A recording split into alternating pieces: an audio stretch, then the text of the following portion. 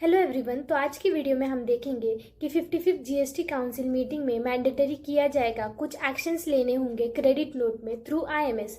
तो वो क्या है वो हम देखेंगे। तो चलो देखते हैं। तो सबसे पहले हम देखेंगे कि क्रेडिट नोट कब इशू होती है। तो अगर कोई गुड्स को रिटर्न कर रहा होगा, अगर गुड्स में कोई डिफेक्ट होगा, डैमेज होगा, या चेंज इन अमाउंट करनी होगी, या क्वालिटी उनको डिफरेंट चाहिए होगी, तो गुड्स रिटर्न करते वक्त क्रेडिट नोट इशू होता है। तो हम इसका एक एग्जाम्पल देखेंगे कि अगर एक्स ने वाई को गुड्स सेल किए होंगे जिसके अमाउंट है 25,000, उसके ऊपर 18% जीएसटी लगाकर, मतलब जीएसटी अमाउंट होगी 4,500, तो टोटल बिल आएगा 29,500 का।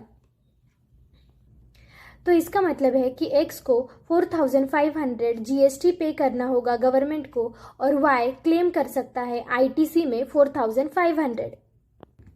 बट अगर वाई को 20,000 के गुड्स रिटर्न करने होंगे ड्यू टू बैड क्वालिटी, मतलब अगर क्वालिटी ख़राब होगी, तो वाई को अगर 20,000 के गुड्स रिटर्न करने होंगे तो एक्स को क्रेडिट नोट इशू करना होगा। तो एक्स क्रेडिट नोट इशू कैसे करेगा वो हम देखेंगे। तो जो इनवॉइस अमाउंट है 25,000 की, उसके ऊपर 18% जीएसटी लगाकर जो जीएसटी के अमाउंट है वो है 4,500, उसकी टोटल अमाउंट 29,500 है।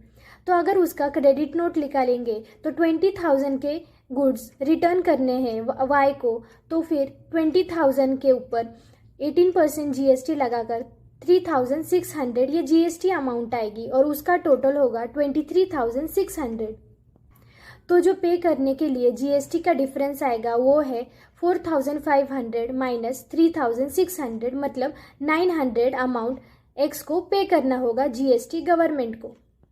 और उसके बाद वाई को आईटीसी रिवर्स करना होगा 3,600 का, और क्लेम करना होगा सिर्फ 900।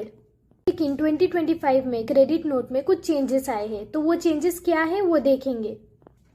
तो जब एक्स क्रेडिट नोट इशू करेगा तब वो रिफ्लेक्ट होगा उसके जीएसटीआर 1 में, और वो वाई के आईएमएस में आ जाएगा।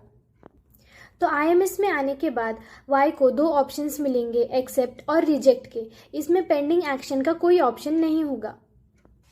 तो अगर वाई ने एक्सेप्ट किया है क्रेडिट नोट आईएमएस में, तो उसे आईटीसी में 900 क्लेम करने मिलेगा, और वो डायरेक्टली, मतलब ऑटोमेटिकली 2B में आ जाएगा।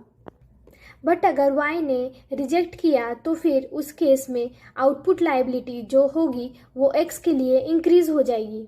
तो क्रेडिट नोट को एक्सेप्ट या रिजेक्ट ठीक तरीके से चूज करना बहुत ज़रूरी है आईएमएस में, क्योंकि आईएमएस का डेटा डायरेक्टली 2B में चला जाएगा, और ये इम्पोर्टेंट अपडेट आएगी क्रेडिट नोट में।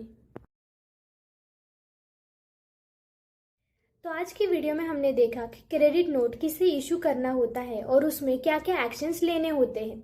तो ऐसी इंटरेस्टिंग इन्फॉर्मेशन के लिए या हमारी सर्विसेज रिलेटेड आप हमारे फर्म NS टैक्स कंसल्टेंसी को कांटेक्ट कर सकते हैं। Thank you.